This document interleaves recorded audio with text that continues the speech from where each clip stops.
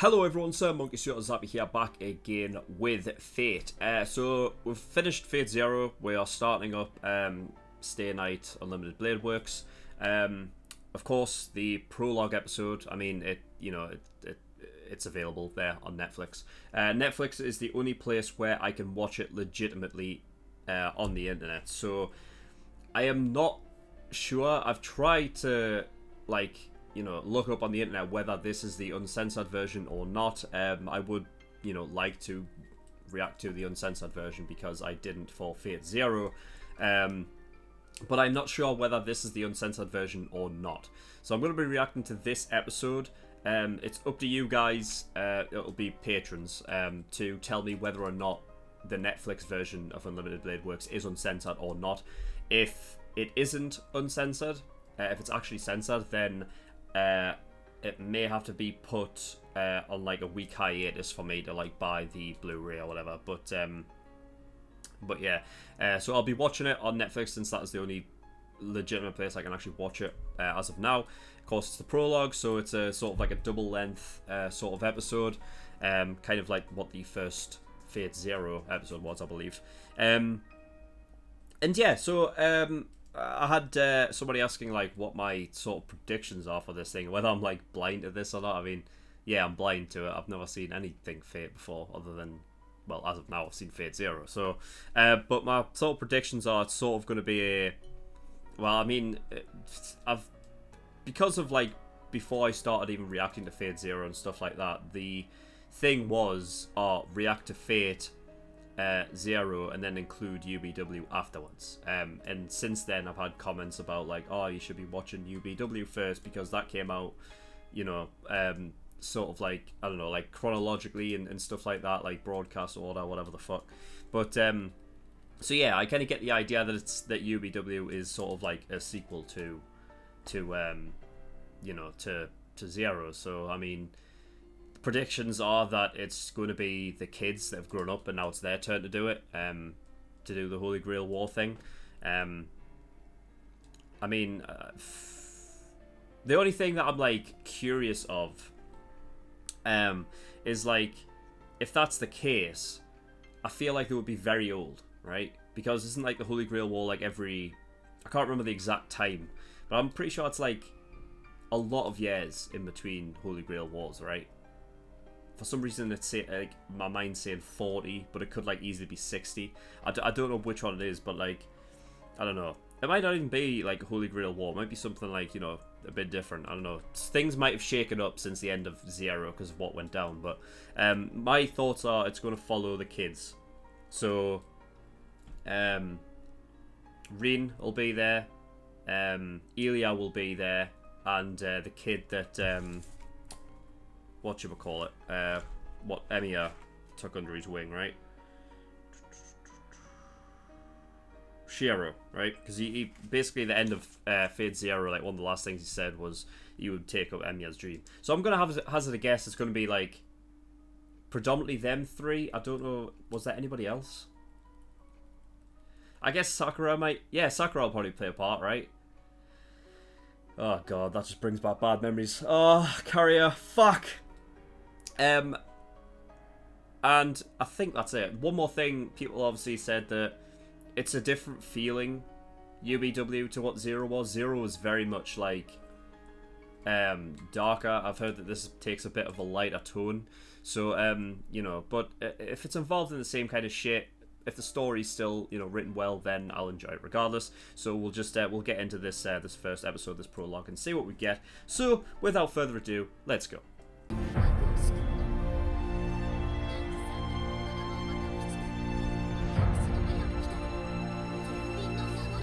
Okay, the prologue of Unlimited Blade Works. Right.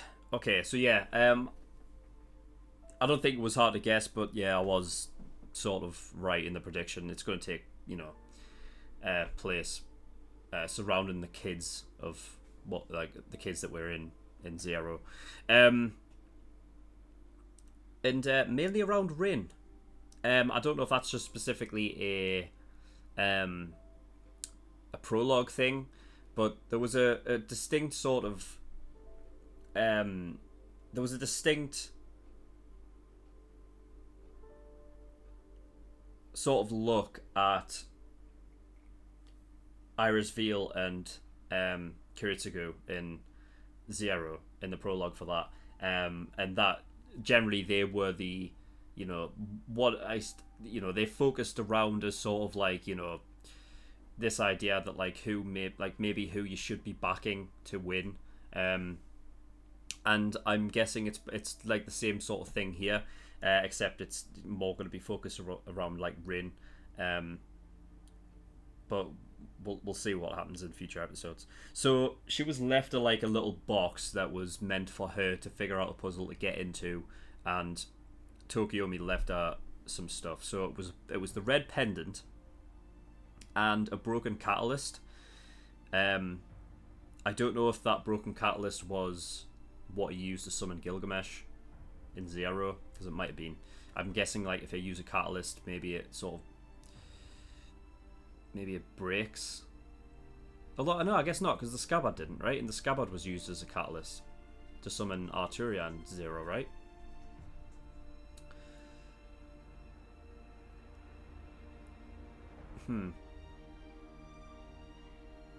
I can't remember exactly how the summoning process works past the catalyst itself, because the catalyst is like generally what you'd use is like an historical artifact that was like connected to the hero that you want to summon, right? But if you don't use a catalyst, then it becomes like more random. But clearly, since Shiro was the last master to be, deemed a master, and Saber was the only one left, I'm wondering if it's a case of like, oh well, because there was no real catalyst other than, I don't even think the pendant was the catalyst. I think the pendant just supplied mana to Shiro for that allowed him to summon it. But I don't think it was a catalyst.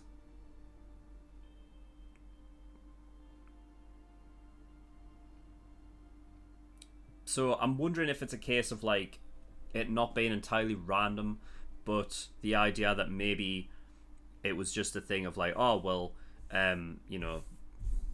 this hero inhabited Saber for the last Holy Grail War, so she just like all might comes back, I guess.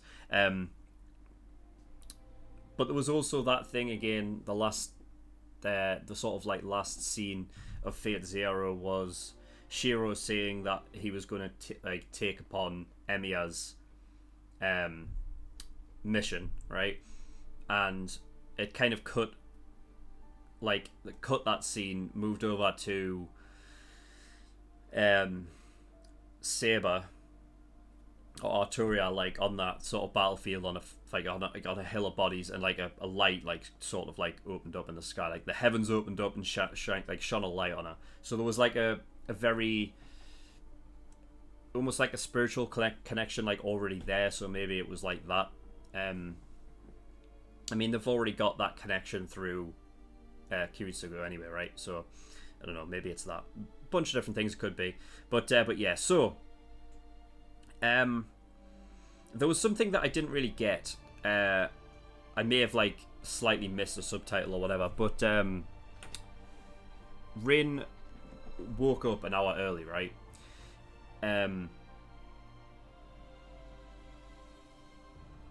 And I'm sure I missed a subtitle somewhere, because I feel like at one point she may have been talking about how the clocks were being like turned back, right? Like turned back an hour, because obviously that's obviously something you do twice a year. You turn it back and then you turn it back forward again, right? So I don't know if it was that, but there was one subtitle that made me think it wasn't that she was talking about, where she said it only happened after she found the pendant. So is it something where like the pendants affected time for her or something, where everything's an hour early, or like the perception of time? I don't know. I don't think it really mattered in the long. Well, actually, what it did actually matter too was when she summoned Archer, right? Because apparently there was something with her mana being at its peak at 2 a.m. And I don't know how that's sort of like dictated, or if like that's like across the board, everyone's mana is at its highest at 2 a.m. for whatever reason. Like, I don't know, moon highest in the sky or something. I don't know. But, I mean, I feel like the moon wouldn't be at its highest at 2 a.m. I guess it depends on what time of year it is, really. But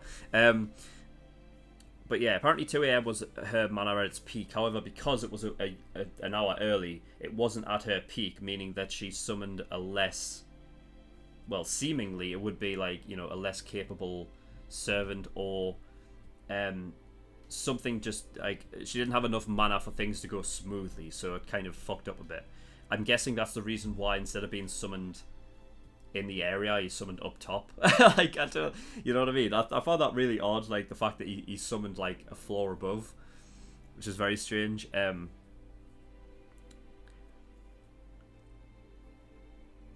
But yeah, so for all we know, if she had summoned at 2 a.m, she may have gotten Saber, but instead she's gotten Archer. Archer, who doesn't know who he is. That also affected because of the summon, and because it wasn't at her peak mana state, it's basically affected Archer himself, and he can't remember who he is. So obviously that's a big story thing. At some point, it's going to be revealed at like a very, you know, at a precise moment, right, in the future. I can tell that's going to be the case already. So right, okay, so she went to school an hour early. Nobody was there, like, because obviously it's so early, no one was around. She met up with someone called Mitsuzuri, who was like, I guess the club sort of representative, club leader of the archery club, I guess, Mitsuzuri. The reason why I'm sort of commenting on these is because I feel like the person, whoever is Lancer's master, has to be one of those kids that were met, right? Because I feel like, why else would you have that? Why else would you have the episode written out of her going around meeting kids? You know what I mean? Like, meeting these kids. So they've got to have some importance to the story. Generally, when you're writing a story, you know, you don't include something if it doesn't have to be there. So I mean, I guess you could just have it as like, oh, this is what her daily life is. She's very popular at school, so therefore she's talking to a lot of people.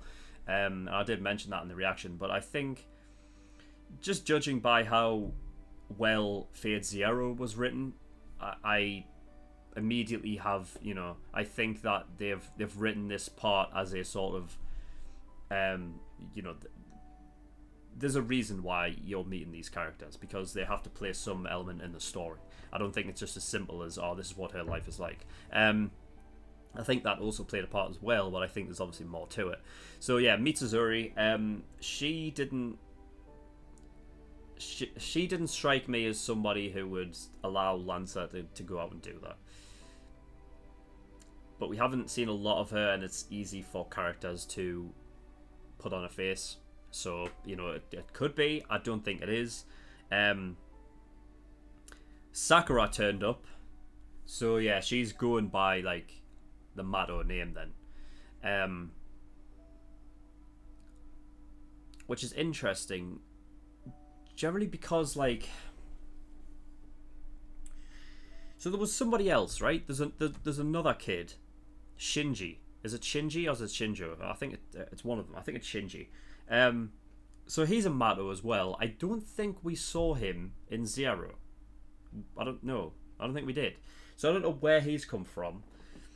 The thing is that this whole idea about mage families, in that there's only really one kid that takes over, right? There's only one kid that will take the reins of the family on, and that's the reason why Tokiomi, like, gave Mato Sakura, because there's only room for one, essentially, right?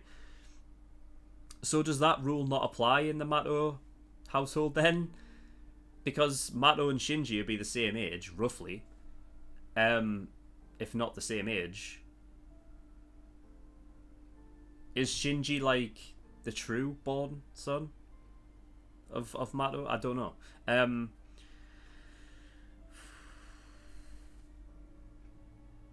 Either way, there was something at the start where I felt like Rin and Sakura, like, I felt like Sakura is just totally, like, unaware that Rin is her sister. Either that, or she's been specifically told not to acknowledge her as a sister. I think Rin knows fine well. She obviously hasn't been affected as much as Sakura has. Like, Sakura's been fucking, you know, she's had this fucking, like, traumatic experience with these fucking insects and whatever the fuck. But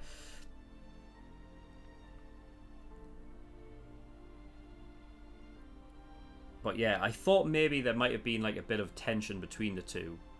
I feel like there is anyway, more so on Rin's side, because I feel like Sakura doesn't remember, you know. I feel like she doesn't know. I feel like she's been, like, sort of, like, she's been through so much, like, that her memory of like, Rin is sort of, like, past a bit. And she doesn't really remember where she is. I think she really believes she's, like, a true-born Mado, so... But I don't know. I just kind of got that feeling. So I thought there was, like, a bit more tension, but later on in the episode, Rin, like, got down and, like, helped her up with the stuff, right?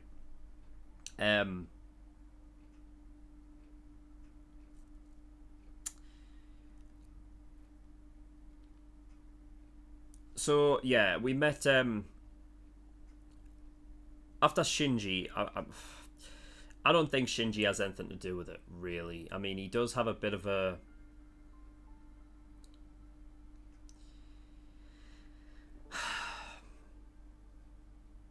Shinji has some, like a bit of a dickhead persona, but I don't think there would be a case of, like,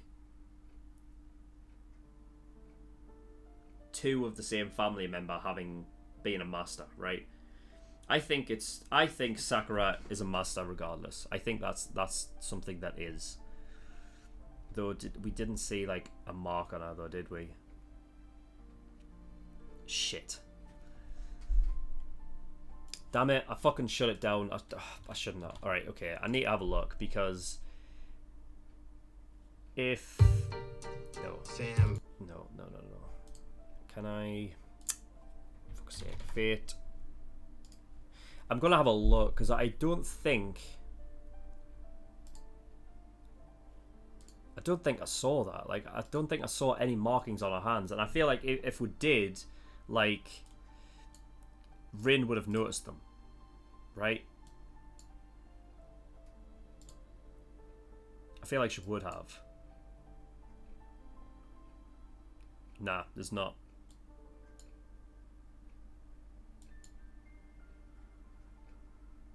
So you can see here, there's, like, on her hands, nah, there's not. There's no thingy. So at that point, then, I think it's safe to say that she isn't Lancer's master. Oh shit! Wait a minute, though. At that point,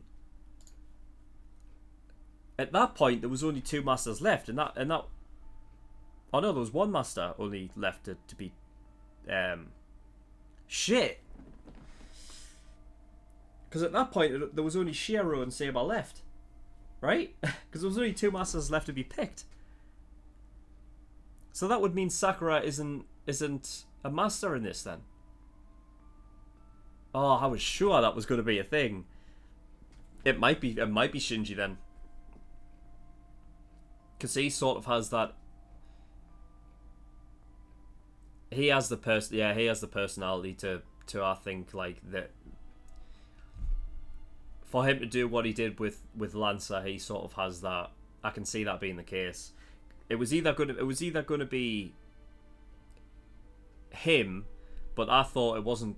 I thought it wasn't going to be Shinji, because I didn't think there would be a case of, like, oh, Shinji and Sakura are both masters. You know, technically they're from, like, you know, they're from the same family. You know, not like literally, but you know, Sakura was sort of inducted into that family, so so yeah, it was either going to be Shinji, or it was going to be the student council president, or whatever the fuck his name was. And I was more sure it was going to be the student council president, but after the fact that I don't think Sakura can't be a master, I'm thinking it's Shinji then. Okay. So they don't have Berserker then, if that's the case.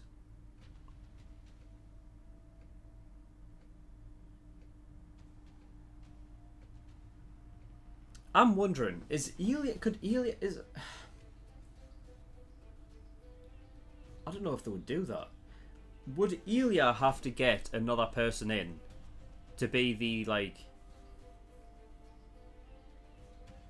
to be the real master, and she would play it like what Kusugu and Irisveal did? Or would Ilya be able to be both? Because technically she should. I'm sure she should be holding the Holy Grail again, right? Ilya should be should be containing that. But I don't know if she's able to be a master or not. Because then if we've got, because I'm thinking of how many I would know of that I think would be involved in this. So I think Rin, obviously, yes. Shiro's going to be one. I thought fucking Sakura was, but that's not the case. So I don't know that then. Rin, Shiro.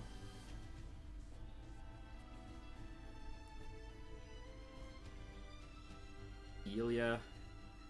See, I don't know if Ilya's going to be a master. I don't know if she has the ability, if she's allowed to be a master. I feel like she should be allowed to be one, but to be all... I don't know how that would work. If she's holding the Holy Grail, how would that work? You know? Fuck. Well, that's it then. I only know two. I only know two fucking masters, and that's Shiro and Archer. Shiro and Rin. I was going into this thinking, oh, I know exactly what it's going to be, but I never thought about the Ilya thing, so I was like, it's definitely going to be Ilya, Sakura, Rin, and Shiro. So I would have 4, so that would leave 3 that I wouldn't know about. But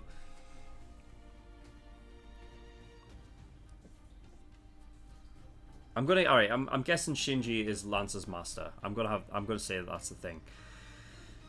Because I feel like there has to be one from the Mato family at least, and if it's not Sakura, then it can only be Shinji. I did have a look at the student council president guy, and I was like, is that another fucking Mato guy? Because I'm associating Mato with purple now, because they have that sort of purple hair and whatever. But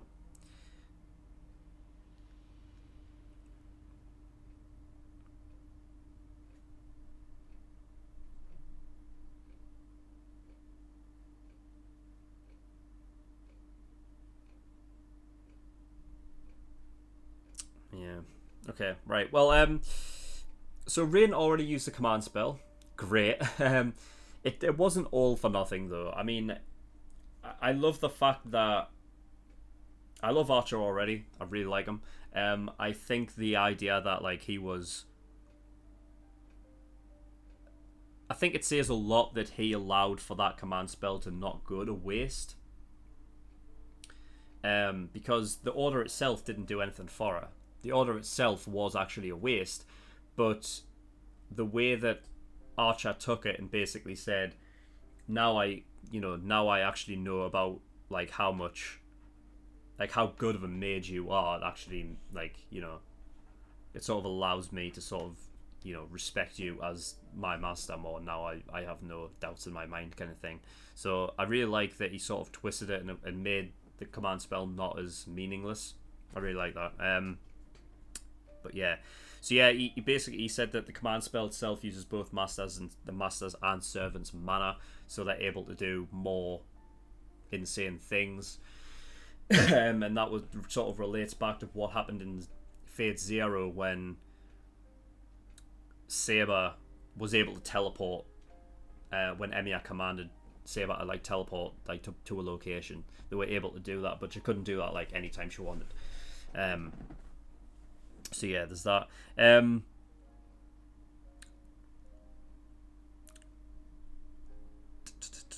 yeah, Archer not knowing who he is, yeah, that'll become apparent later on. I'm not sure. I'm guessing there's going to be clues given over time, and then there'll be a big fucking revelation at some point where Archer and Rin find out maybe at the same time in a fight or something like that.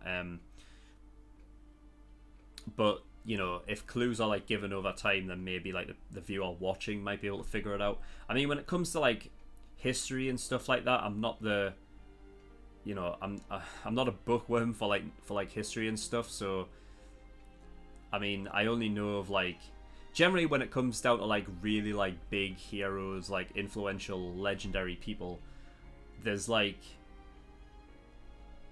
many that I know of, and a lot of them I'll probably like hazard a guess as like, you know, I mean, I guess you could like, you know, some like, if you've played Civilization, I guess some like leaders of countries could be classified as heroes, but then like in Fate there seems to be like more, they can be like maybe like a more mythical side as well to them. So yeah, I don't know. I would love for like one of like the Lancer classes to be Leonidas. I would love that, because I think honestly Leonidas is quality. I love him. It's probably like one of my favorite like big time heroes. I'd reckon, like, of like, you know,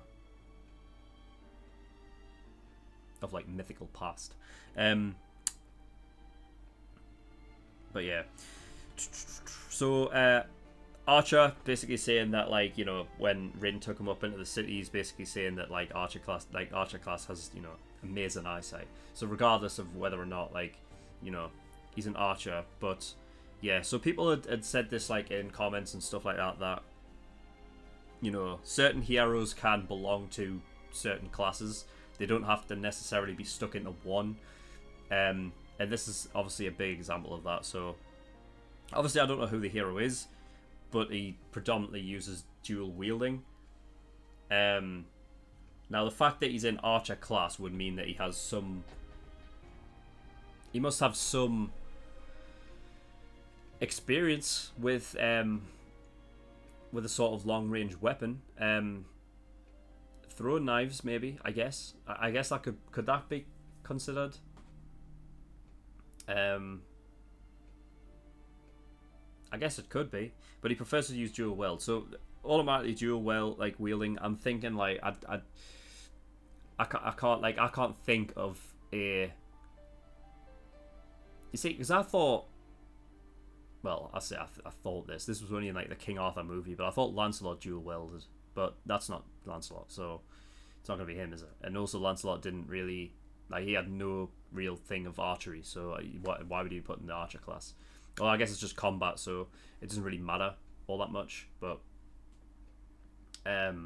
yeah. So when it comes to that, I could not. I no idea. I don't know who that could be. It'll be a nice revelation when it comes about, though. Gilgamesh. I'm sure that was fucking Gilgamesh talking to Sakura. I recognise that blonde hair fucking anywhere. There's no way that's not Gilgamesh. It has to be.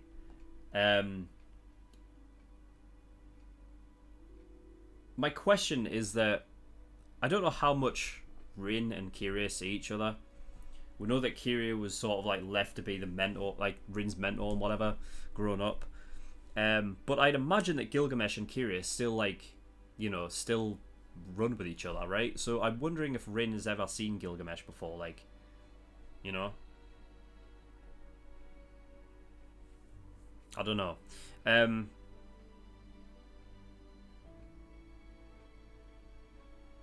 Interesting, Gilgamesh talking to Sakura, though. I don't know why that would be the case. Like, what would Gilgamesh get out of talking to Sakura for?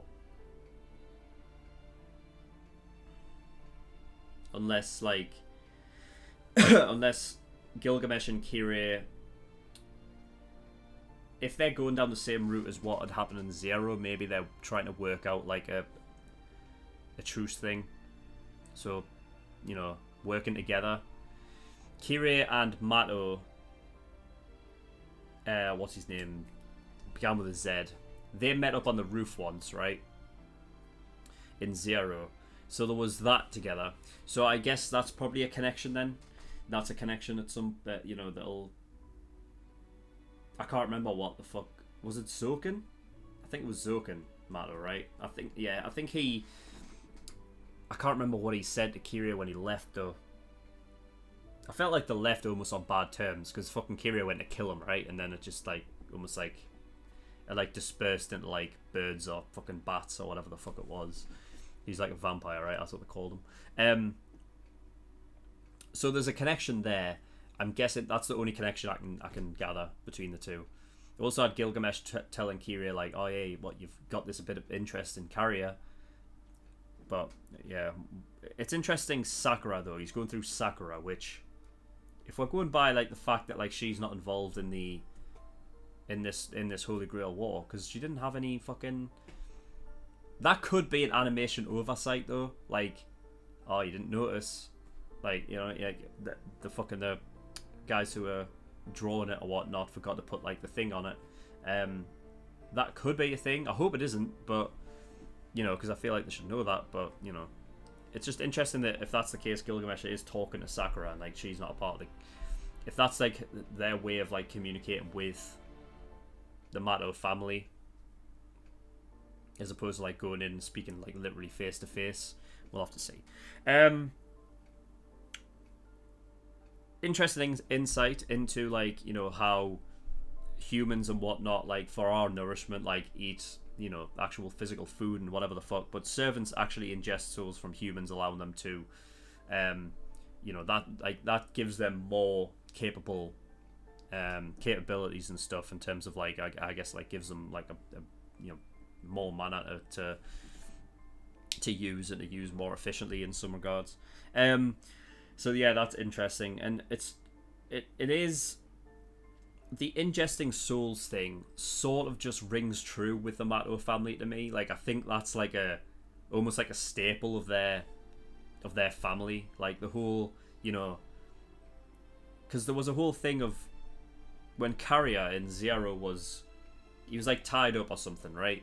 And Zokin fed him a big bug thing, right? And he specifically said that that's like Sakura's like, you know, I think he referred to it as like virginity something, but it was like a big mana pool, right? Like a big, like hefty fucking, what would you call it? Like not a chunk of mana, would you? Like a lot of mana was essentially in this bug, right? That had taken it from Sakura, and Carrier ingested it, right? So I feel like there's an innate thing with the Mato family ingesting sort of like mana, soul, whatever the fuck, and giving it to somebody else, you know, allowing them to kind of use it. I think that's like an innate Mato thing, like they're like kind of known for that. So that kind of cements my theory of like that Shinjo is Lancer's master. We'll see though. And also there could be that case of like, you know, when I was talking about before about Sakura, how like she's like lost her memories or whatever, of like Rain and whatnot. If like there's a thing of like taking souls and whatnot. I can't remember what Archer said. He said taking souls and something else. It wasn't memory though, was it? I feel like I wanted to be memory, but I don't think that's what he said. But if there's something that could be like related to that, like she's like, you know, her mana's been taken from like all these fucking bugs and whatever, and been, you know, given away and whatnot, that maybe she's like, you know, it's affected her brain in some capacity. So yeah, Lancer showed up. Rin using magic to escape was awesome. I love that scene. That was quality. She like used like, almost like, it was almost like My Hero, with Deku, like, you know, basically putting like all of his power like into a certain body part, so that it, like he can use his power to like, you know, strengthen whatever part he's given it to, and allowing his power to emanate from that area. But that was almost what it's like. Like she, you know, used a magical incantation or whatever into her legs, allowing her to like, you know, like speed off, jump higher. She jumped over the railing or like the fence thing that was on the roof, and then asked Archer to catch her, which is great. I love that. I love that little getaway. And then we had the sort of the first fight, which has already started. Like it's kicked off real fucking quick, between Archer and Lancer there. And I love that because I think like those two styles of fighting are my favorite. I love dual wield fighting, and I love people that fight with a spear. So that was all awesome. And yeah, so Shiro was witness to it. I forgot about the rule that like any witnesses that see it have to be dealt with, because this isn't a public knowledge thing. You know, the public aren't supposed to be aware of this Holy Grail War thing and what's happening with it. Sort of magic association and things like that. It's not supposed to be for public knowledge. So Lancer went after him, stabbed him. She used the pendant. She kept the pendant there, hoping that it would heal him, I guess, or keep him alive. I don't think she was like thinking the mana would be transferred into, you know, making, like, summoning fucking, you know, Saber and whatnot, and having it work that way. But so the only thing I can gather then is that because it summoned Arturia, she has that like ability to heal, right? But I think you can only heal if he has the scabbard, right? But I don't know where the scabbard would be. I don't know if she brought it with her or what. But I feel like the scabbard is like whereas Saber is like a summoned being, which is like a familiar. The scabbard itself is an actual physical thing, right? So I don't know.